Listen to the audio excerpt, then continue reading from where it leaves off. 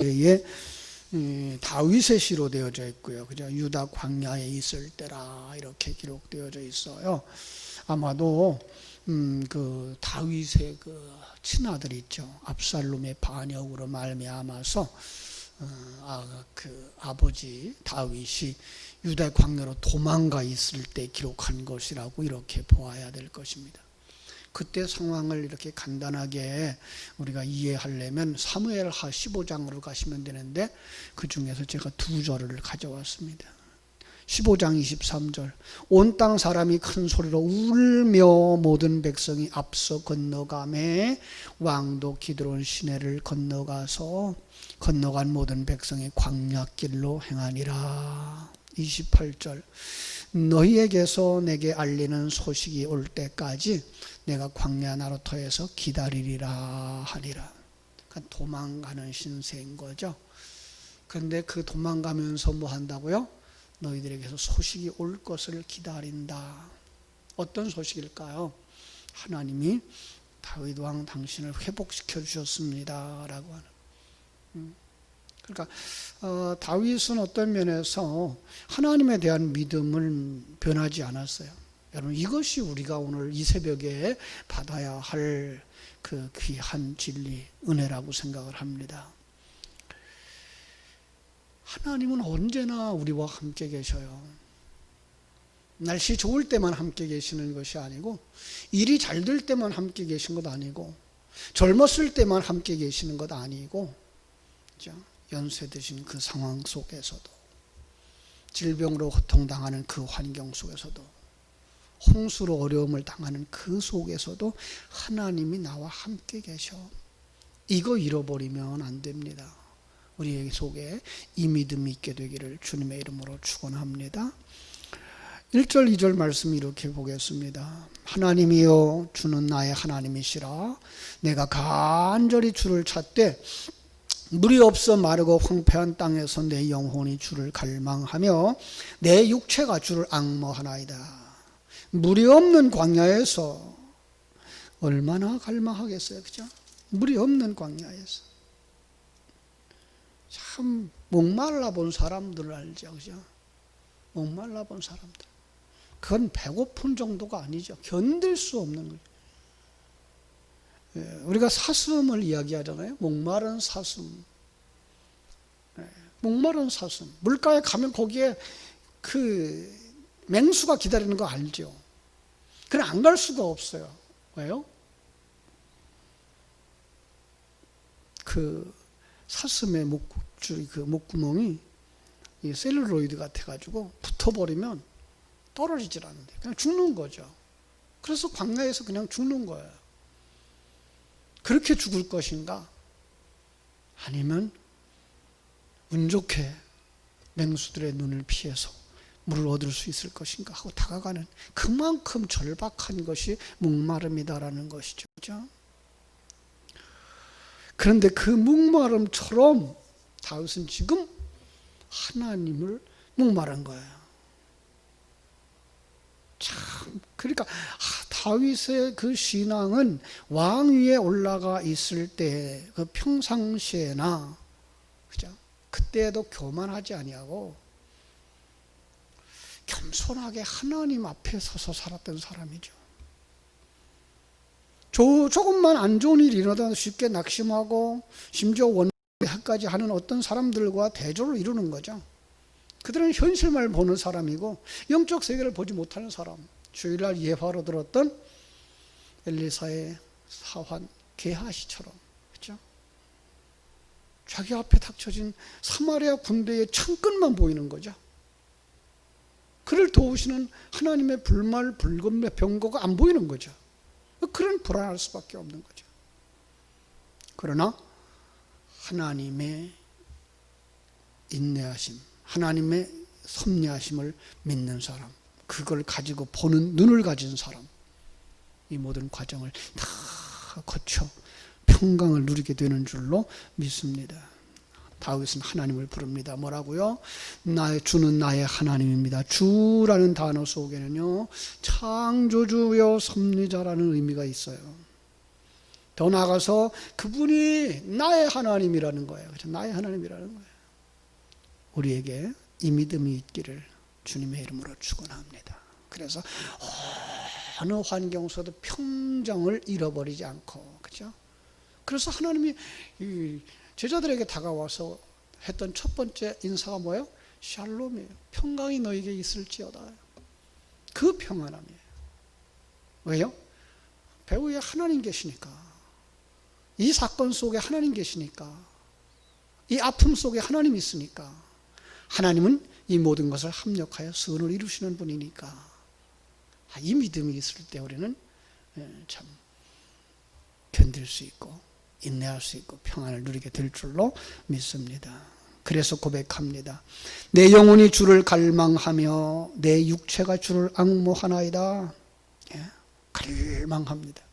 갈망한다는 단어를 생각할 때 아주 오래된 예화가 하나 생각나세요. 요즘은 이런 예화를 쓰면 그 큰일 날 소리입니다. 그럴 소리를 들을 만한 예화인데, 뭔가 하면은 이 제자가 스승을 찾아와서 하나님을 찾을 수 없다고, 왜 나는 하나님을 만나지 못하느냐고 그래요.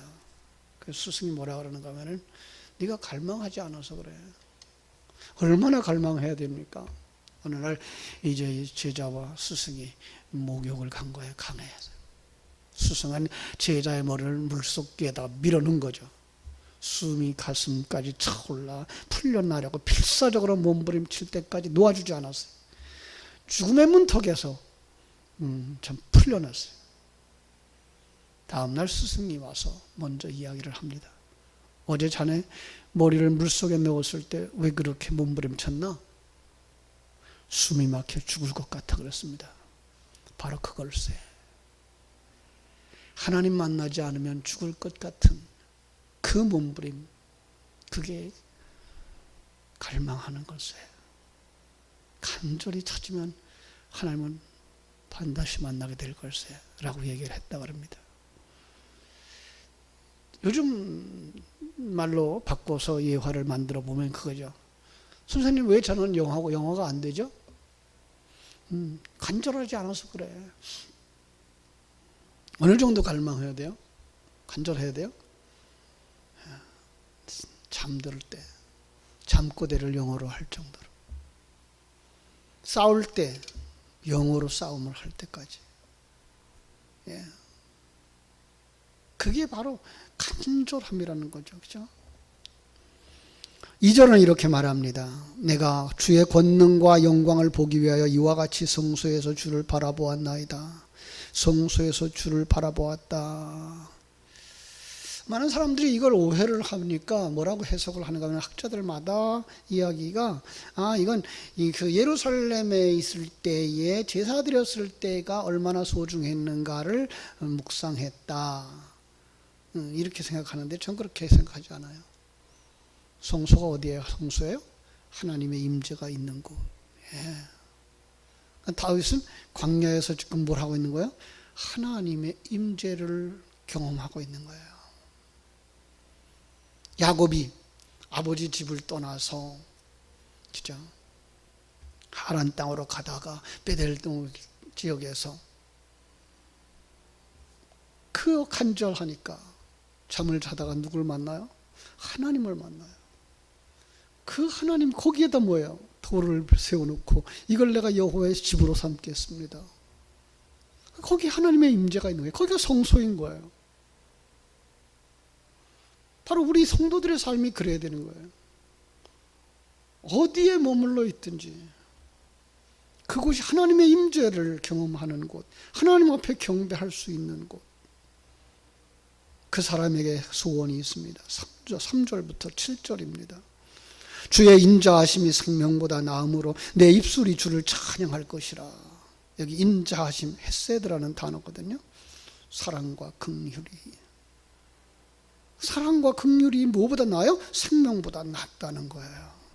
하나님의 그 사랑, 하나님의 그 생명 부어주심, 그것이 육체적인 생명보다 훨씬 낫습니다를 고백하는 거죠.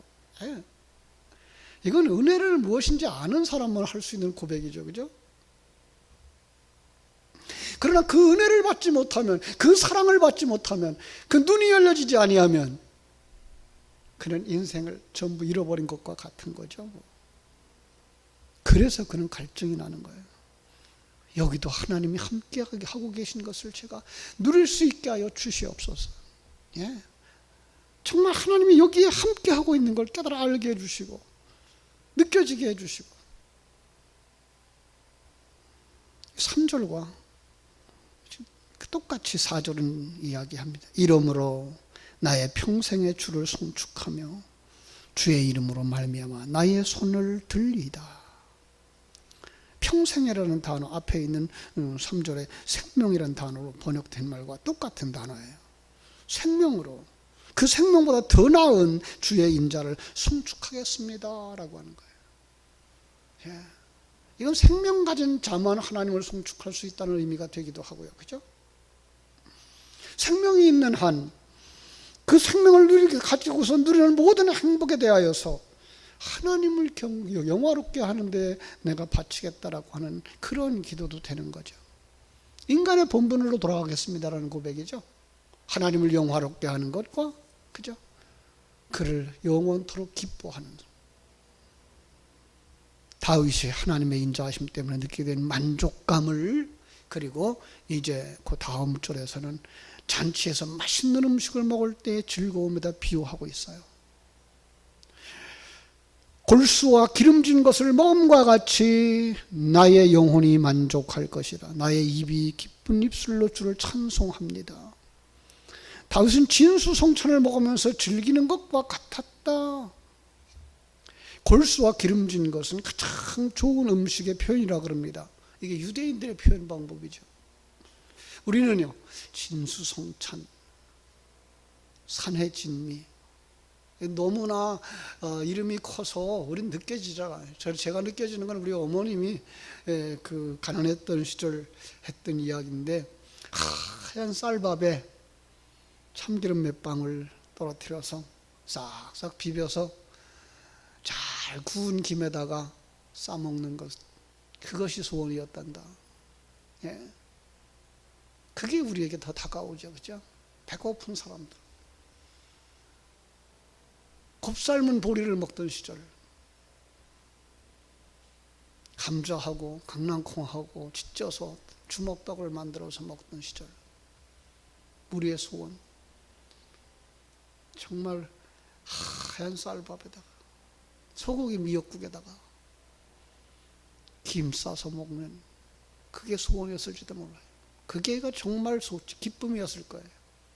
그런데 그 기쁨을 어디서 누리는 거예요? 이게 다윗이 되어진다는 거죠. 5절에서 말하는 거예요. 그 소원이 성취되어졌을 때 그 만족감 같이 내 영혼이 만족할 것이라. 얼마나 기쁘겠어요. 얼마나 감사하고 감격하고 찬송이 나오겠어요. 그 은혜가 이 새벽을 깨우는 여러분들에게 그대로 이루어지기를 주님의 이름으로 축원합니다. 주는 나의 도움이 되셨음이라. 내가 주의 날개 그늘에서 즐겁게 부르리이다. 침상에서 밤을 새워가면서 새벽까지 묵상한 결과 주님께서 보호해 주심을 믿게 되었다는 거예요. 얼만큼 보호해 주어요? 여기에 날개 아래 이야기는요, 이 독수리가 습격을 하게 되어졌을 때 어미 닭이 새끼를 날개 아래 품고 어미가 자기가 희생되는 거 아니에요? 그러면서 그 속에서 아기 벼아리는 살아나오는, 바로 우리 예수 그리스도의 희생으로 말미암아서 우리가 구원받게 되는 그 그림을 여기 탁 넣어놓은 거죠. 그러니 내가 찬송할 수밖에.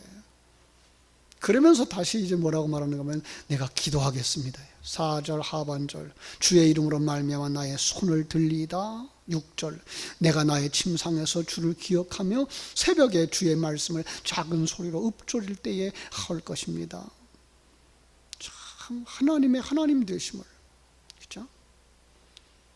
그저 무거운 떼약볕과 싸우면서 피곤한 저녁에도 곧바로 잠을 청한 것이 아니라 하나님을 기억하고 하나님의 말씀을 묵상했고, 모두가 깊은 잠에 잠들어 있는 이 새벽에도 다윗은 하나님의 하나님 되심을 그리고 그 크신 하나님의 계획을, 그 하나님이 합력하여 선을 이루시는 모든 환경 속에서 임마누엘하고 계심을 되새김질하는 그 기도, 그 사람만, 그 하나님이 그 심령 속에서 살아난다니까요. 예. 이 새벽을 깨우는 우리에게 가장 소원되는 것 바로 그겁니다. 이 새벽에 기도하다가 그 하나님이, 다윗의 하나님이 다가오시는 것을 느끼고, 그 하나님과 손잡고 그 하나님이 등 두드려 주는 걸 느끼고, 그리고 참 새 힘을 얻고 돌아가는 새벽 되어지기를 주님의 이름으로 축원합니다. 그렇죠? 이것이 아닌 기도라면, 세속적인 기도라면 지금 다윗이 얼마나 참 한탄스럽겠어요. 얼마나 원망스럽겠어요. 예, 세속적인 기도는요, 우리를 기쁨과 감사로 끌고 가질 않아요. 원망과 불평, 실망과 좌절. 그러면 저들의 마지막이 보이질 않아요. 구원받지 못하는 저들의 마지막이 보이질 않아요. 그들이 그냥 부러울 수밖에 없어요. 우리 조금 지나가면 이제 시편 73편에 가서 우리가 보겠습니다만은, 보이는 것만 가지고 판단하고 세속적인 기도만 하는 사람들은 좌절한다고요. 미끄러진다고요. 그런데 우리는 그것이 아니라 이 모든 것을 합력하여 선을 이루시며 우리를 하나님의 아들로 만드는 과정, 그리스도의 신부로 만드는 과정, 성전으로 만드시는 하나님의 일하심을 누리기 때문에 평안할 수 있고, 감사할 수 있고, 감격할 수 있고, 찬송할 수 있게 되는 줄로 믿습니다. 그래서 8절부터 11절까지 자신의 구원에 대하여서 하나님을 찬양합니다. 더 나아가서 원수들이 하나님의 심판과 패망이 있을 것을 바라다 보면서 이 시를 마감하게 됩니다. 8절 보세요. 나의 영혼이 주를 가까이 따르니 주의 인 오른손이 나를 붙드시거니와. 오른손, 권능의 손, 그 붙드신다는 말은 붙들어 올리다는 말이고, 그건 구원이라는 말이죠. 그렇습니다. 주를 가까이 따르는 사람 구원하십니다. 이 가까이 따른다는 말은 달라붙다는 말과 같아요. 여러분, 달라붙다 그러면 생각나는 말이 있어야 되죠. 혈루증 여인이 예수님의 옷 뒤로 와서 옷가에 손을 대니, 여기 글자 손을 댔다라는 그 단어, 악교풀로 붙이는 것 같은 단어예요. 악교풀로 붙이다예요. 악교풀 아시죠? 옛날에 가구를 만들 때 나무와 나무를 접합시키는 그 본드, 그건 물고기 부레로 만든 풀인데 이걸로 붙여놓으면 이게 끊어지질 않아요. 나무가 찢어질지언정, 쪼개질지언정. 그러니까 하나님과 우리 사이를 그렇게 붙인 거예요. 이게 뭐예요? 가까이 따른 거예요. 달라붙은 거예요. 주님과 하나 되어진 거예요. 그걸 제가 원수 되었던 자가 중보자의 역할로 하나 되어져서 떨어지지 않는 거. 조금 더 극단적인 표현을 한다면 물과 밀가루를 반죽을 해놨으니까, 여러분, 반죽 덩어리가 어떻게 물과 밀가루로 구분할 수 있겠어요? 그걸 갖다 로마서는 뭐라 그래요? 누가 우리를 그리스도의 사랑에서 끊으리요? 끊어질 수가 없어요. 분리될 수가 없어요. 하나님과 우리는 분리될 수가 없어요. 이게 뭐예요? 내가 주를 가까이 따르는 거예요. 그런 사람을 어떻게 하신다고? 하나님이 오른손으로 붙드신다, 구원하신다. 반면에 9절로 10절 나의 영혼을 찾아 멸하려 하는 그들은 땅 깊은 곳에 들어가며 지옥에 들어가는 거죠. 칼의 세력에 넘어져 승냥이 먹이가 되리이다. 심판이죠. 마지막에 얼마나 처참할 것인지를 알아요. 그래서 결론을 냅니다. 11절 왕은 하나님을 즐거워하리니 주께 맹세한 자마다 자랑할 것이나 거짓말하는 자의 입은 막히리로다. 다윗은 결론으로 한 번 더 자신의 승리를 확신하는 거예요. 성도들이 가져야 될 승리의 확신. 홍수로 생명을 잃는 한이 있어도, 질병으로 생명을 잃는 한이 있어도 놓치지 말아야 할 승리의 확신. 여러분 모두에게 이 새벽에 주어지기를 주님의 이름으로 축원합니다. 기도하겠습니다. 하나님 우리 아버지 감사합니다. 다윗은 수많은 하나님의 은혜를 경험한 사람입니다. 하나님의 은혜를 경험하면서 고통 중에 다시 한번 하나님을 바라다보고 노래했던 시편 63편을 우리에게 주시면서 그 속에서 하나님이 참으로 그가 있는 어느 곳도 하나님의 성소가 되신다는 사실을 깨달아 알게 해주셨고 그 속에서 바라볼 진정한 소망이 무엇인지 알게 해주셨고 자신의 구원의 완성과 그리고 원수들의 패망을 확신하면서 이렇게 짧은 시간에다가 우리 신앙의 전부를 담아 우리에게 주셨습니다. 이 새벽을 깨우는 성도들이 이 귀한 말씀을 다시금 되새김질하면서 내가 살고 있는 그곳에서 나는 천국을 누리며 살고 있는가? 임마누엘을 누리며 살고 있는가? 내가 머무는 곳이 하나님이 임재하신 곳, 내가 하나님을 만나는 곳으로 알고 있는가? 내 간절한 소원은 무엇인가? 다시 한번 점검하며 하나님의 큰 계획을 발견하고 그 큰 계획 앞에서 승리할 것을 바라다보고 완성되어질 것을 바라다보고 그러지 못한 자들, 지옥으로 던져질 자들을 불쌍히 여기는 마음들을 허락하여 주셔서 우리에게 평안과 기쁨을 그리고 영혼 사랑하는 마음과 전도할 열심을 허락하여 주시옵소서. 이 새벽에도 큰 은혜 사모하는 한 심령 모두에게 허락해 주시기를 간절히 소원하며 거룩하신 예수님 이름으로 기도하옵나이다. 아멘. 하늘에 계신